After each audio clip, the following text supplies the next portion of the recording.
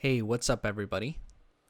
This is going to be just thrown together video. So, kind of a channel update, where we are, where we're going, what's happening now, a little bit of background behind me because I really haven't been, on camera making an active video like this. Kind of if you follow the channel at all up into this point, and it's August 12, 2022. If you've followed the channel at all, I have 929 subscribers. I release a video a month, it seems, in the past, pretty steadily in the past few months.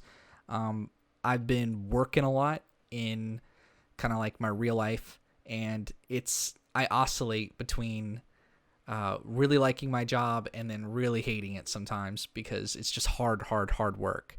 And it's not physically hard. It's just mentally like taxing, demanding, just doing a lot of things. I work for kind of a large healthcare organization in Florida for a corporation, and I just get subjected to like hundreds of people, thousands of people, doing lots of work for many departments within hospitals, and lots of travel, lots of talking to people, and trying to motivate them into doing things that sometimes we should be doing all along, and then sometimes promoting, changing in healthcare.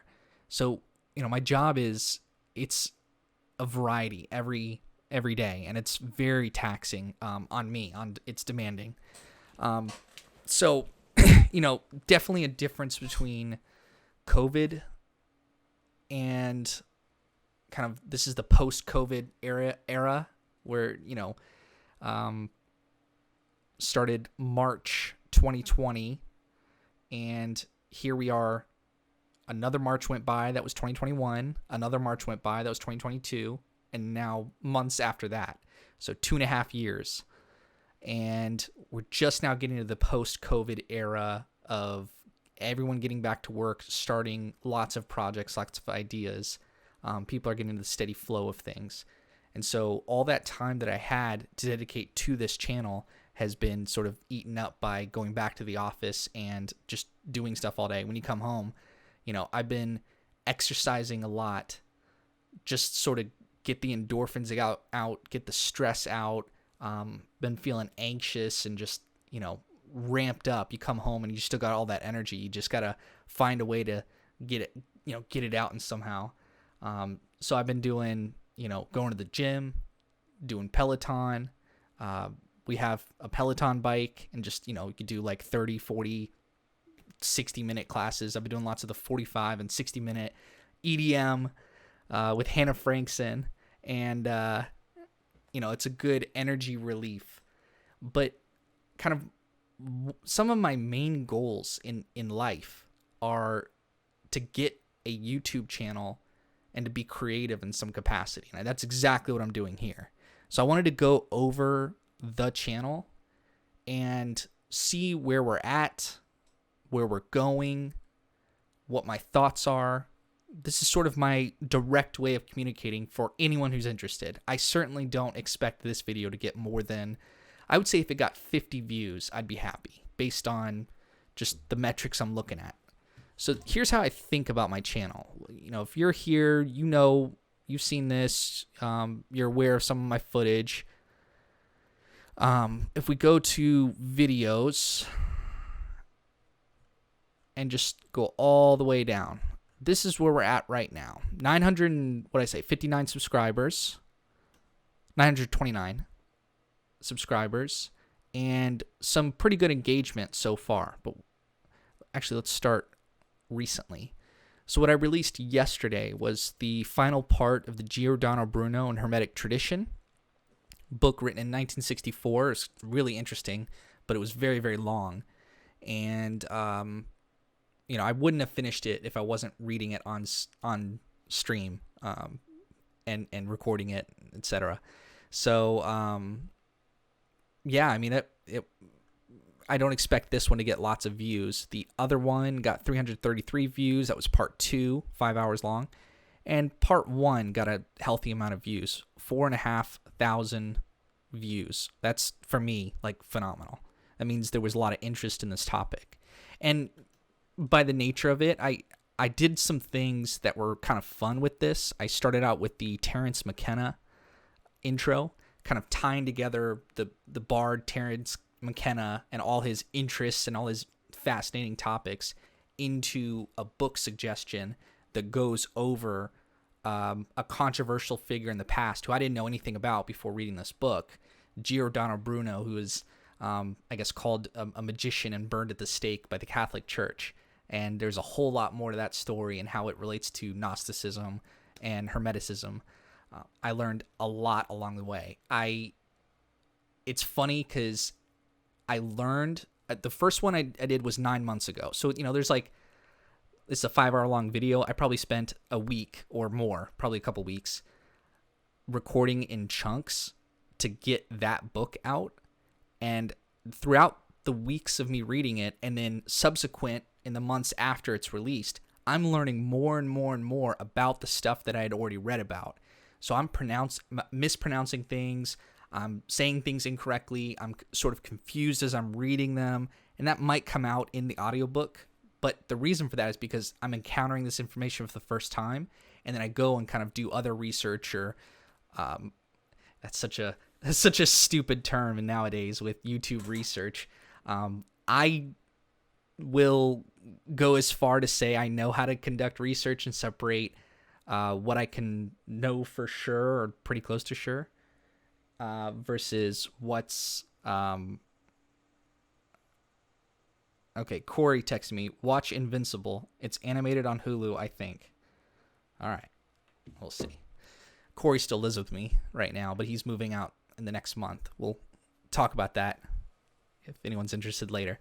Okay, Hermetic tradition. So that was kind of interesting as a Terence McKenna recommendation into a book, into so many other topics, and then have to do, because the book's so long, had to split it up into a couple parts, and I was slogging through part 2 and part 3. This 8 hour was hard to do, but I did it over the past couple weeks, and it's got a twist at the end. They talk about this whole book is an interesting view into how we got out of the Dark Ages into Renaissance thinking, the high art, high literature, different ideas and philosophies that were emerging during that time, revivals of ancient ways of thinking, Platonism, how it intersects with Christianity, magic, and what the pagan version of magic kind of is, and what are rituals, what are talismans, what are the things used or said to have been used to summon spirits and gods and get them to affect change and power into the real world. So I'm just like fascinated when people start talking about that, because if someone believes that magic's real, what do they mean? Are they delusional? You play video games all your life, and you've got magic power MP, and you have use a certain, it's usually like a blue bar, and you use your magic to generate stuff, and you can make your character do things in the world, and that's but it's very fake. It's very fantastical. So what do people believe that magic really is in the real world? And I'm open-minded, maybe to a fault, because I want to know what someone means when they're superstitious, or what a tribe of people are trying to do when they have rituals and the whole town gets together and they're like, do fire walking ceremony or some other, weird stuff. So the Hermetic tradition revives that from Hermes Trismegistus, who was thrice great philosopher, alchemist, magician, connected with Thoth, the god of wisdom, the Egyptian god of wisdom, and lived in the time of Abraham. I'm gonna go on a thing and say maybe 2000 BC. Kind of the first records we get of Egyptian culture. By the way, I listened to an audiobook, an entire 18-hour audiobook on a pretty academic, official history of ancient Egypt from the beginnings, 3500 BC, all the way up until 0. And ending with Cleopatra in she was the last great pharaoh, ancient pharaoh, in year 50 BC. I think she died in 39 or 49 BC, something like that. So I didn't know anything really about Egyptian history, but I got the academic version. And as you come to find out, when you start delving not very deeply into Egyptian esoteric, if you watch all the stuff Joe Rogan talks about with his guests, Randall Carlson, but what's the main guy who does the Egyptian, not Robert Schoch, because he did the Sphinx,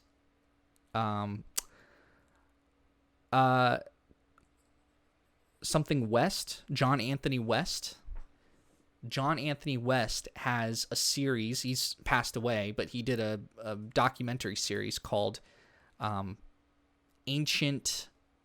Magical Egypt. And he goes over the mystical part of Egyptianism and the pyramids and the temples.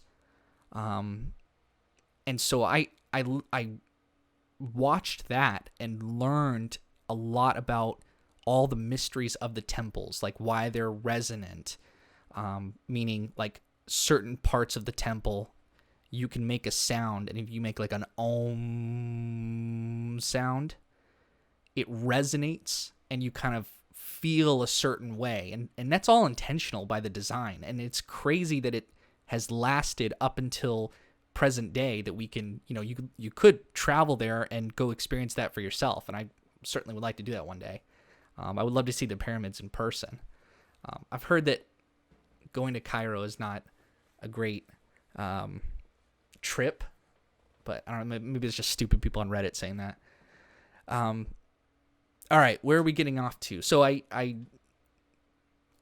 read, or I listened to that audiobook about the official, what scholars believe the ancient history of Egypt is, without no magic, nothing stupid like that, just, what they believe to be the facts.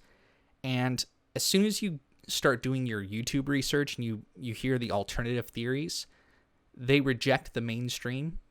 Oh, the world is much older than 10,000 years old. This is Graham Hancock and Randall Carlson and a bunch of other people that, they're adamant that the mainstream is wrong. But I wanted to educate myself a little bit on what the mainstream opinion is, because it's probably right. I don't believe that these new guys with crazy, they're saying insane things, and I want them to be true, and they want them to be true. And, people make YouTube videos wanting all that stuff to be true, but it's not proven yet. But we could still explore it from a Jungian, non-rational, put yourself in a different, or maybe Dion Fortune is a better author and thinker about this. She's not as famous as Carl Jung, but Dion Fortune has an interesting way of thinking about the rational versus the non-rational and the occult.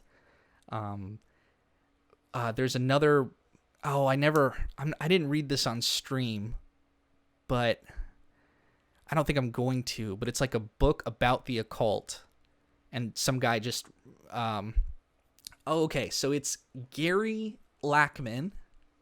Gary Lachman wrote, and we are jumping around a little bit, but, this is just keep up, okay? So Gary Lackman wrote Dark Star Rising about how magic got Trump elected. And I read that on my Kindle. It was so interesting. I was like, who is this Gary Lackman guy? And what does he know? And what is he trying to... he's an American, but he has a lot of English influence. He's an Anglophile. Anyway, Gary Lackman. Gary Lackman, I was like, who is this guy? And I started listening to him on some podcasts.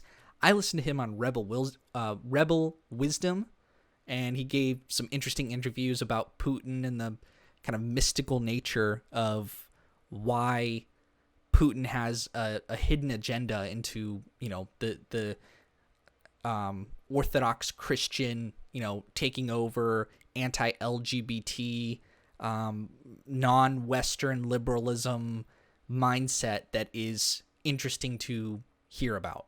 I don't know much about Russia, but in being an American, growing up with the schooling that I did and everyone that I know and etc., we're kind of against the whole Russian mindset, and I'm not that interested in going to Russia. I don't really, especially with the invasion of Ukraine. Anyway, with Gary Lackman, he turned me on to this other guy called Colin Wilson. Colin Wilson wrote about the occult. I read a book where he talks... I didn't read the entire thing, and I don't think it's worth bringing into an audiobook unless someone is watching this and you want to request it. I guess let me know. But Colin Wilson goes into... once you start thinking about the realm of the spiritual and the occult, you have to turn off your rational mind. And for me, that's a big ask. I definitely won't do it 24/7. I like my rational mind. I like my, Socratic method, Western philosophical tradition of what is reality, what is the nature of reality, what are the rules we're governed by. If I have a thought, that's great. That's the Descartes, is there a demon controlling your mind? And is there a difference between the mind and the body, and dualism? And so if you have a thought, that's great. Who cares? What are you doing in the world to action upon that thought? So I come from that tradition. That's what I'm in. That's what I practice. By the nature of my job, my work that I spend, many more. I spend more than 40 hours of my work week thinking about this, and because it carries over into my evenings and weekends, and unfortunately it just does. I just think about stuff too much. I have to employ the tools of rationalism, of scientific... I'm in healthcare. I have to think like a scientist. I have to deliver information in a way that other people trained in the scientific tradition would be able to understand. Facts, numbers, figures. You have to make logical, coherent sense. That is the nature of what rationalism is. But I'm interested in the right brain, irrational, the mystical, the creative, the stuff that really motivates people, the collective unconscious underneath us all that Jung talks about. Why is it that a group of people look at a cross and feel a certain way? Even if they, in America, like a lot of people are non-religious now, and there's some significance about like having a cross on the side of the road where someone died. There's just something about it. I live in Florida. I live in the South. So, take that for what it is. I don't live in a godless society like you, Northeast people, Connecticut or whatever. I'm just kidding. I went to Switzerland, and it was like someone, Anna Ketchian and Dasha Nekrasova. So those two ladies, they made a funny comment one time. They called Switzerland the most godless place. And, my wife and I went to Switzerland and like loved it. It's like an amazing place it's beautiful. It's got the, just wonderful people. It's very elegant, very high class, very calm, and but I get that underlying anxiety when I went to sleep in Switzerland for a couple of those in like the hostels or whatever. And I was like, is this a godless society? Is this a place that the devil has taken over? Like, and not the devil in like the biblical sense I'm talking about Pan. I'm talking about, the representations from pagan thought of the goat and the symbol of, the inverted pentagram that represents Baphomet. Is that the place that kind of turned into the modern day Satan that we talk about? Is that what Switzerland represents? Is that a part of it? So these are kind of thoughts that come into my mind, and they're not rational, but they're fun to play with. And overall, that's what my channel is it's everything I'm talking about now. This is my release of the non-rational. This is my right side of my brain going. Yeah, I think that's a good way of putting it. I hope that makes sense to you all. I'm keeping it in. All right, so that's kind of an overview of what's happening. Let's move on.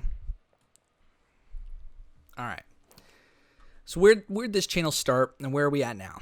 Started 8 years ago. 8 years ago was 2014. Let's see when. Oh, look at me. What a cutie. All right. July 1st, 2014. So 8 years ago, I was 21. This is my bedroom in my parents' house. I never felt like I lived in this house because you move from your childhood home at 20 or 21, and then you're in your parents' like retirement Florida home, and I'm in college at the time, so I'm kind of like come home and I'm like, just give me a room and live there. I ended up living there maybe 2 or 3 years, and then met my girlfriend, moved in with her, we're married now, etc. You move on. But 21, that's what I was doing 8 years ago. I was playing League of Legends. I was playing Kha'Zix Jungle, Syndra. I don't know why I recorded this. I wanted to be a streamer, as like a lot of people did, because it's not impossible. Like when you're 21, it could pop off. So I recorded footage and just figured out how to do it and made some videos, and they actually got some views. Not this one, but the Syndra one. 26 views, 12 right here. Syndra versus Heimerdinger. Back when I was gold 5. This is the best I ever. The highest rank I got to was maybe like gold 4 or 5, which at the time was. I was looking up stats, and it was like, I think that's top 10% of players. So I was happy with that. I was like, oh, cool. I'm playing a game that I'm trying on. I would like I didn't have a job. You're 21. You're not working. I would apply all my effort towards getting better at League of Legends. In my mind, I would put in like 4-hour work sessions of just steady focus because I wanted to be good. I thought I could convert that into becoming a streamer or becoming a professional one day, or just having fun, or just impressing my friends. It's like, a young guy going out and playing basketball that just wants to like be the best on the court. It's just competitive. I didn't have a plan. I didn't, and I wasn't delusional. I wasn't thinking, oh, for sure I can do this. I knew I was gold 5, gold 4, struggling. But as it turned out, like I was making this video, I had good music that I loved at the time that they've, I think, muted or demonetized, or I don't know what they did, but they gave me a notification, gave me a hard time for these videos.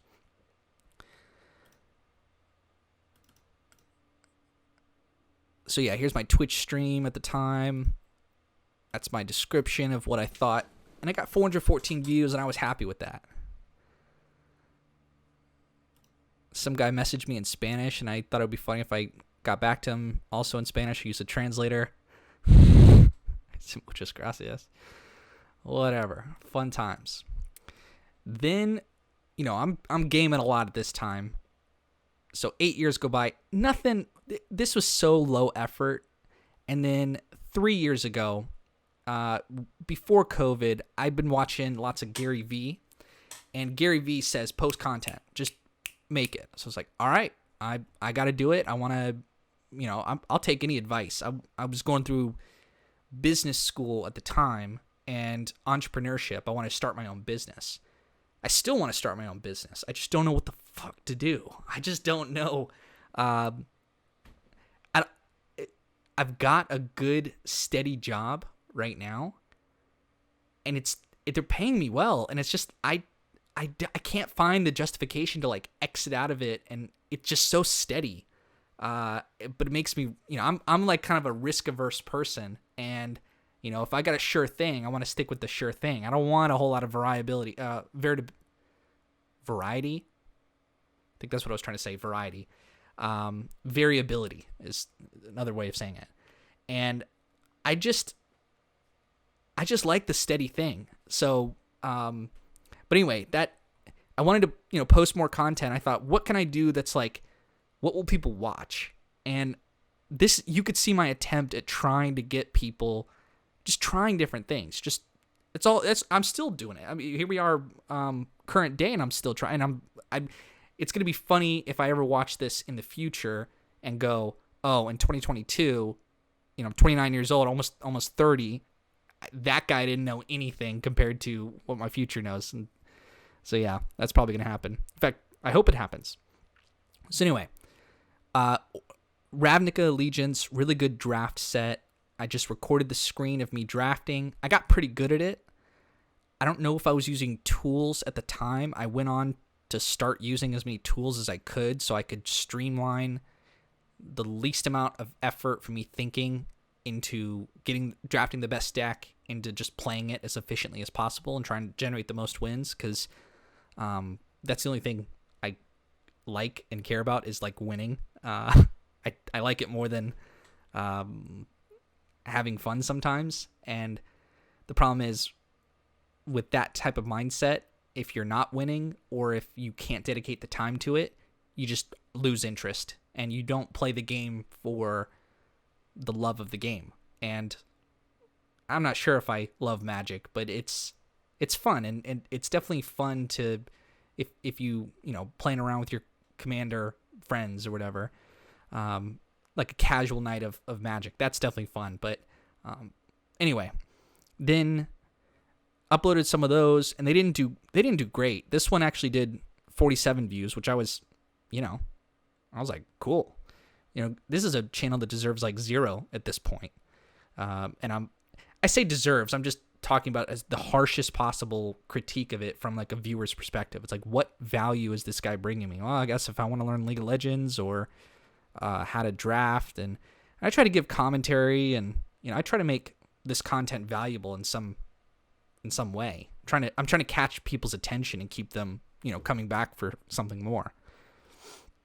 So then I convinced Corey to do a podcast with me, which was a lot of fun. And, the secret to all these podcasts is that I just wanted to get my friend in a room and talk to him because I just love this guy to death. And it's, if you want to do something in life, you got to make it work on multiple levels. You got to have fun while you're doing it. You got to be connecting with your friend. You got to be recording it. You got to be trying to make, the audience, whatever that is or turns out to be, entertained. You're trying to be likable, and then you're trying to upload it, and you're trying to make money, and you're trying to do something different. These are all the things. This is the rationalization behind this whole channel and why I convinced him to make a podcast with me. And like when I'm doing the podcast, I'm not just thinking about the money. I'm thinking about, this is fun. This is, we're doing things. We're making it happen. And it doesn't matter. Even right now, I got 40 views on the first podcast, 15, 23. I uploaded these to Spotify. I have no idea how many views I got there, but I know people listen to it. How do I know that? Some people just find it on Spotify, and it's I think one time I saw a metric. I hope I'm not making this story up, because I really am convinced that people did. Like, my dad mentioned it. Oh, I saw you have a podcast, because I came up like Coolman and it popped up for him. This podcast, we didn't know how to start it. Just us talking. I would write topics and we just record in my room. And then we both like movies, so it turned into watching a movie and then just kind of breaking it down. And we would take notes and just like, well, I would take notes, and Corey sometimes, he would just kind of fuck around, which was fine with me. I wanted him to be more serious, but then I didn't want to force him to be like, no, Corey, take this seriously. Like, no, let him do whatever. It did turn out that he didn't want to do it any longer, because I was so like, I want to actually make this and keep going. And he just never saw the same vision. I don't think he cares as much. So, that it is what it is. You had to almost do it to get to that point where he says, hey, I don't want to do this. So to me, that was fine, because I've got it recorded and I've got it on a channel that people will find interesting to go back if you're like watching something like this, especially as long as it's is going to be. All right, where were we? Keep going here. So those were kind of the first 5 episodes of the Coolman and Corey podcast. And then I just took like an hour, almost 2 hours, just to review books literally off my shelf. I just took a big stack, set them right next to me, and I was like, I'm going to talk through these books, and I'm just going to give my thoughts. And I ended up cutting each one of those into bits and releasing the next couple videos you see here. And that was fun to do. I got inspired to do this from watching another content creator named Noah Gervais. I think it's Noah Gervais. Let me find him. Let me find his channel. By the way, this is who I'm subscribed to if you're interested at all in that. Someone will be. Let me find him. JCS, that's a good channel. Noah Caldwell Gervais. That's his name. And where is he? There he is.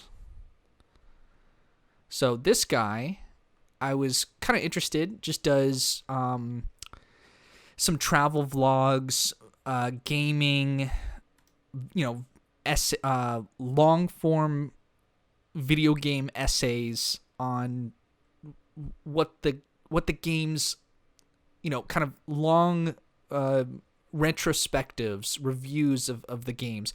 And I just like the fact that he would play through a game, write about it, and then talk and read his thoughts. And I just would chill. I just, kind of like, he says, crack a beer open, sit down, just enjoy this, hour and a half long discussion on Cyberpunk. And I'm about it. I love this guy. Don't know him. I would love to talk to him. Shouts out, Noah. Let's do a collab. I don't know if that's how it works, but I probably should actually contact him. But anyway,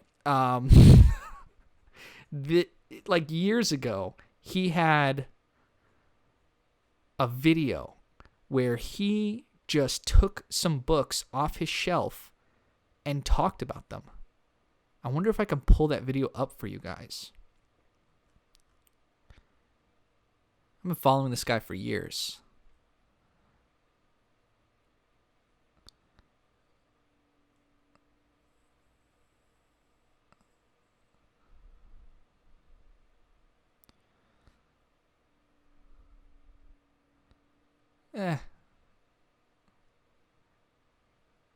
Okay, who cares? We'll cut it out. So anyway, I was inspired to do the video from Noah Caldwell Gervais and his YouTube channel and long-form video essays and just looking at books off my shelf. Recorded some other podcasts, and then I sat down with a couple other friends. My friend Joe Etienne, he's a good guy. You should go check out his channel, Just Joe Yo. It's this one right here, Just Joe. And he's fun. He did like a Joe Rogan-esque inspired like podcast called Just About Anything. He's done 41 episodes, and I've been on that show like twice. So he's a good guy. He came over, recorded some podcasts. Like, this is going to sound bad. And we're just, again, spitballing. You can see the theme here. We're just, I'm throwing things against the wall, seeing what's going to stick. And we continue on just doing more. This might have been during COVID time, so it's just things get real weird. Maybe this is right before COVID time. I remember these were taken during COVID time, because these podcasts got real funny. It was me and Corey living together, and just an apartment that is just a bachelor pad. And, he had his room, I had my room. We'd hang out. We'd invite friends over. We had a good time, and that lasted for a couple of years. And we're watching movies and talking about them. And, hey, Corey, come over. Okay, well, schedule the podcast, talk for an hour and a half. Corey would just completely just mess around the entire time. He'd make fun of me. And, why are you trying so hard on this thing? It's not, and nobody knows what's going to happen, and looking back, I don't mind at all that they have like 9 views, 7 views, because it was fun doing it. It definitely wasn't a waste of time. It's kind of stupid that you have to set it up. I would put so much effort into mic testing. Does it sound good? And I'm not even sure if it does sound good. Now, we were like both of us talking in one microphone, and then I got him a microphone, and then it would kind of the audio. We don't know what we're doing is the point. Something funny happened. Me and him had a couple drinks one of these nights, and he found a roach. And at this point, he had a machete, and he'd killed like a couple roaches. And so Corey, roach hunter, that was funny. I remember going to work and like showing people that video, and they thought it was funny. It's stupid, but okay. Kind of moving on into the more magic heavy phase. I had some interesting things to say about Magic the Gathering and drafting, because I got pretty good, and I would think differently than other people. And anytime I can do that, that's almost like a niche, and that's why I made these videos. And I think they're good content. I stand by it as I'm remembering them now. Kind of, some of them didn't do so well, 7 views versus the 24. I'm happy with the 24. That's so funny for me to look at. It's like, I'm happy with the 24, but I really am. You could see we just kept doing the same thing. We watched Parasite, we watched Seven, and then I got into starting, I think we did 8 episodes with my friend Steven Andreu, who has his own Twitch stream that he works really hard at it. He's a real good guy. Indie gaming, he works like, he has his regular job, and then he comes home and streams, and sometimes he does it whether he feels like it or not. And he's the type of guy that he's kind of a quiet guy, and then the camera turns on and he switches, and he is energetic, tries to be entertaining. He's a funny guy when he turns it on. So I had a great time just talking to him on Discord about indie games. I think the recap of that is, I don't think he thought I was ever into indie games, because I would sort of load it up and say, all right, Steven, what do you think about blah, blah, blah, blah, blah? And I would just want to hear him go off and talk. And I almost viewed it as I could help him produce a podcast, and I'll give my input, and I'll kind of be the co-host. And and I'm projecting, I don't know what he's thinking, but I think he thought that I should maybe add more and play the indie games. Like, there was a couple weeks where I was like, hey, I couldn't get to the indie game or whatever. And he's like, okay, I guess I'm just going to talk about it for like 45 minutes. I'm like, perfect. And he's like, I don't know, maybe I'm misreading that, but that was kind of my I don't know the guy super well.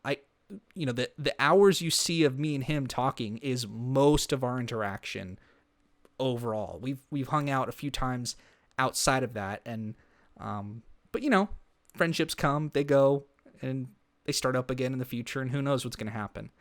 So that show kind of had 8 episodes and then died. I'm doing, you know, I made like What is Drafting to Win, which is kind of like my idea for Magic the Gathering. Just make videos about how you're drafting, but this is for the purpose of winning. It's not for, you know, doing cool decks or, I don't know, anything that's a waste of time. A video that I'm proud of, that did pretty well because it was a really interesting topic, kind of everything kind of coming together, is Disloyal by Michael Cohen. It was written in 2020. I read that book in like 3 days because it was so fascinating. And it's just about the Trump presidency. I've talked about that a lot. You can find other, you know, my real thoughts on it in other videos. Watch Office Space, and I'm experimenting with thumbnails. I'm trying to make them look like something to click on. I'm trying to make them clear. I learned a lot during this time. I got one video that I think I tricked people inadvertently. Of course, I'm not like a clickbait type of guy. I don't want to run the channel that way. But I found a picture of Tim Dillon, and I talked about him, and I called it on my episode Thoughts and Goals, or, you know, like an idea for a podcast series that was going to be a solo cast. And so I talked about critical thinking, conspiracy theories, and Tim Dillon. And I think this got 1,600 views because people thought Tim Dillon was on it. My bad. I didn't realize that it was going to have that effect. But I also might be apologizing for something that didn't happen or people just don't care about. So we'll just move on. I had some interesting thoughts when I watched the SCOTUS nomination for Amy Coney Barrett, because if you actually look and watch what the politicians are asking and the questions they're saying and the exchanges going on between them and the future Supreme Court justice, it's interesting. I don't know exactly. I'd have to rewatch the video, but I had some thoughts at the time where things I was picking up on that I don't think anyone else was picking up on. So if you're interested at all, go back and watch those videos. I think this was the last episode I did with Steven Andreu. We talked about Hades, which was like a great indie game. At this time, we moved into the house I live in now. So out of the apartment into the house, Corey came, with me, and we, decided that he just wanted to end the Corey and Kuhlman podcast. I was a little bit bummed out, but I kind of understood. So I think I've talked about that and other things. We won't rehash that. I started getting into solo territory where I'm just solo casting and trying to just make content, seeing what happens. I like all this stuff. Even as I'm reviewing it now, I talked about It Follows. I took up screenshots because it's a great movie. Civic rights versus responsibilities. Just kind of my thoughts on civics. I read a book about, interesting things in U.S. history. Like, we're talking late 1700s, early 1800s, that new country, weird stuff happened. Like, I said this thing, pirates started the U.S. federal government. U.S. history, 1620 to 1794. I read it in the book, in a book about the history of United States and the Middle East, and I thought it was a fascinating thing that I think more people should know about. But yeah, so that's kind of, these videos I think are the, how am I trying to describe them? They're ones I put high effort into. They're ones I think are good. They're ones I think should have more views because I think more people will be interested in them. But I accept the fact that they didn't do that well, and I am trying to make stuff like that a little bit more interesting. I think I'll leave it at that. Mandy is another great film. Only 5 views. That's a travesty. Drafting to Win. We got into a bunch of those. I randomly talked to, like, they call it. So I watched Destiny, the streamer. I like that guy. I've watched him for like, more than 10 years. StarCraft 2 days and all that stuff. And he's just kind of an interesting guy who, I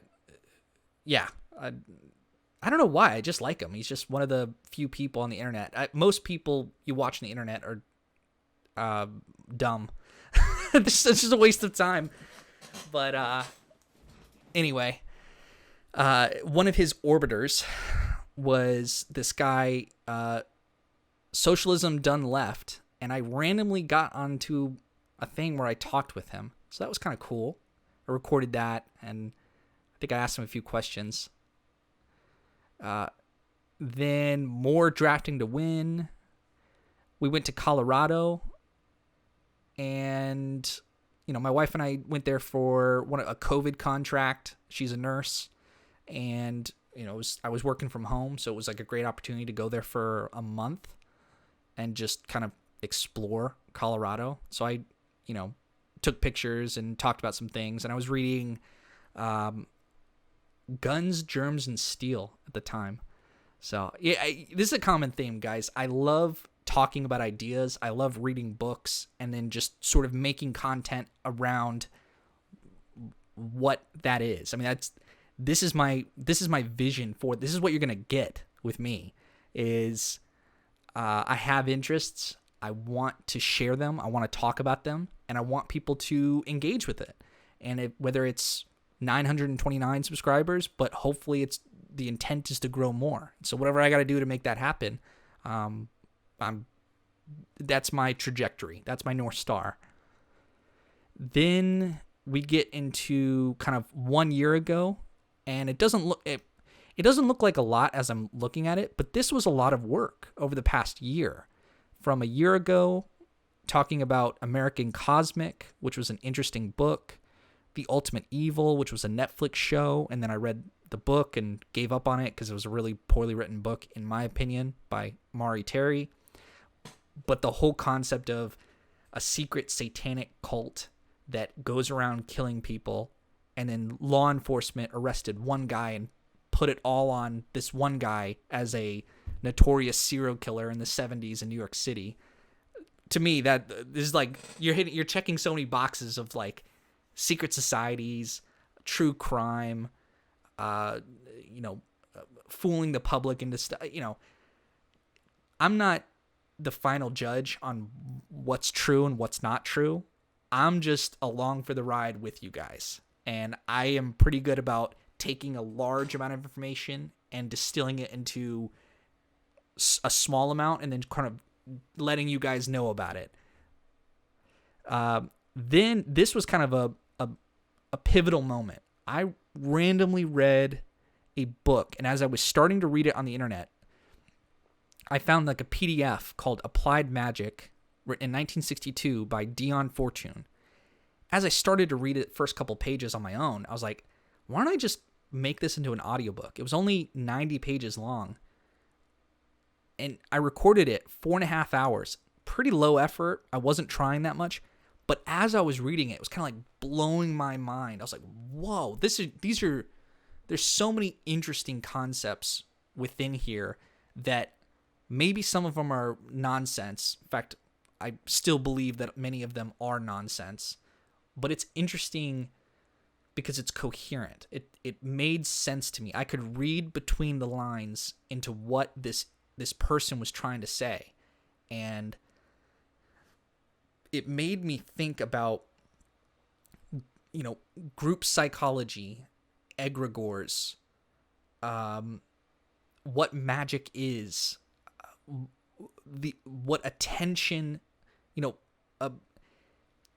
in the Western world with marketing and media, all we're trying to focus on is grabbing the most amount of attention and getting people to exchange their money for products and services. It is many people's full-time jobs. Millions of man hours go into trying to get people to pay attention to something. And that's like a mystical Freudian. There's something about that American culture, in the 80s and 90s and early 2000s, we kind of talked about TV was rotting people's minds. It was like, the TV, every American would seemingly come home from work and sit down and watch TV, and the news turned into more of an entertainment entity, and then advertisements are just trying to get you to buy stuff. They're trying to insert subliminal messaging, and it was kind of a grand scale experiment of trying to get a culture to turn their minds into something different. The Geico Gecko, they're trying to make an insurance company be represented by a cute little animal who has an accent and makes jokes. It's like, what is going on with that? I mean, there's the surface level of what's happening, just trying to sell a product or sell insurance and all that. But then there's the psychological underpinnings of, what about a government trying to convince people to go to war or to not go to war? And how much of it is effective versus retrospectively they look back and go, this was the propaganda of the day. But as you're doing it, how do you know if it's effective? How do you know if you're changing culture right then and there? Because you've got to do it, quickly. I could go into like an hour on that. I have. But anyway, this was a turning point for me in my thinking, reading this book. And I don't know how much of it is true, but I think this person who I've done research on her since then, I just don't know if she's onto something, but I found it interesting, and people found it interesting because it got 41,000 views, which is my highest video to date. And there was some element of, in the young sense, I haven't read this essay yet, but I will. It will happen on this channel that I will read the essay called On Synchronicity by Carl Jung. Synchronicity is the concept of a seemingly random event occurring in a person's life that they assign mystical significance to it, and it kind of lines up everything happening at one time. And to me, this was a synchronous event. I recorded this. I felt my mind was changed on many things, and it was my highest video to date, and it's 4.5 hours long. So I started to change my channel to try to capture this sort of feeling again. And that's what you're seeing in the subsequent videos, the recent ones. So I've got, I read a sci-fi book, got 140 views. I think this has been seen because in my last couple views, I've caught on some new subscribers, some new people, and they wanted to go back and see my face. I think that's my hypothesis for why this video got a little bit above average for the amount of views. I think The Ultimate Evil was such a short video. People were willing to watch it. And then, I went into reading more because I want to know more about the occult and what they're trying to say. I'm keeping a rational mind, and I'm not falling into it other than out of pure interests. So then, I don't want to believe any nonsense is what I'm trying to say. I'm trying to keep it based. I read another book trying to capture that same amount of view count. Didn't do as well, but it was kind of interesting. I think when I read through this book, that's when I said, all right, I got to give this a break because this is infecting my mind with potentially bad ideas. And what I mean by that is the book is about esoteric orders and their work. And it means secret societies that the Freemasons, which I think do exist, secret societies that want to affect different things in the world. I think there are dark rooms that people meet, and that doesn't get out to the public. I can't prove it. I just think it happens. And this goes into kind of the work of a magician or a magus that's a little bit older, trying to recruit younger people into the tradition of the ancients, and how that journey happens and what the secret orders are.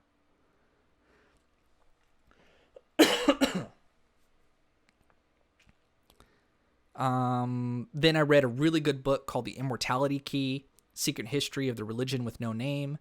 I think this is kind of hermetic in nature. Talks about psychedelics and how the concept of Christianity and having a Christ-like figure could have come from Dionysus, Greek, the idea of we think of him, of Dionysus as the god of wine, but in actuality, the wine could be of a psychedelic nature, and Dionysus is like the god of having that transcendent mystical experience. Isle of Icaria. That's an MTG set. I'm gonna cut that out. Then we started to get into Carl Jung, and I love reading Carl Jung. Carl Jung, I don't care if this gets 0 views. I'm going to keep on reading these essays because they're so well written and interesting. Carl Jung, I don't need to go into the background. You guys do your research, Google him if you don't know him. Really interesting thinker and very perceptive. So you name it, when it comes to a Jung concept, I listen to Tool. I know about all the stuff that inspired some of the songs, and I just want to know more about it. And I'm not educated enough yet. I've only read, this is kind of my Jung book, of collection of short essays. It's called The Portable Jung, and I have read a fourth of the book, and I'm fully in. I can't wait to get to some of these. On synchronicity, dream symbolism in relation to alchemy. This is all stuff that's coming up, guys. The spiritual problem of modern man. Who knows if we'll read that one. Eastern and Western thinking. Answer to Job. Because I've always been fascinated by the story of Job. Psychology and religion, West and East. Yeah. Relation of analytical psychology to poetry. Dream symbolism in relation to alchemy. Love it. And that kind of brings us to the present day. Couple essays on, the Book of Results. Interesting. This is about chaos magic and kind of a very modern view of how to perform a ritual bare bones. They say it works. People swear by this. I don't want to give my thoughts too much because I think I will say there's definitely something about focusing your mind onto something, take the rational and the irrational, and accomplish things. And that is what's in the Book of Results. And that appeals to me. So that one hasn't had the same sort of success that I would like it to see, but people click on it and it's interesting. And the significance of the pentagram on front is all part of the trick that I'm trying to get people to click on it and discover more about these ideas so that they can engage and find out further and figure out what the hell's going on all around us. On bullshit, I just remember reading this lecture or this essay in high school. And it's just always going to be relevant because there's so much bullshit in everywhere you see in American culture. Case Against Reality. The Case Against Reality was a phenomenal book. And Donald Hoffman, you need to listen to his podcast if you like evolutionary biology, cognitive science, and kind of scientific proof of the fact that we haven't really come to grips with the fact that quantum physics has determined that space and time do not exist. They're subjective. And while we as cognitive agents experience time and reality happening a certain way, the only reason we're experiencing that from our perspective is because of evolutionary biological orientation towards fitness and expanding our genetics into the future. It has nothing to do with what is objective reality and what is scientific fact.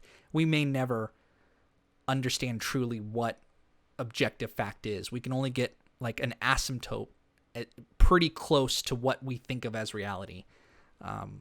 So that is mind-blowing. And, you know, I recorded this while I was in traffic on the way back from, you know, I just read the book and I'd been thinking about it, and I'm, you know, driving back, and I was like, all right, I'm going to put the voice recorder on my phone and just talk.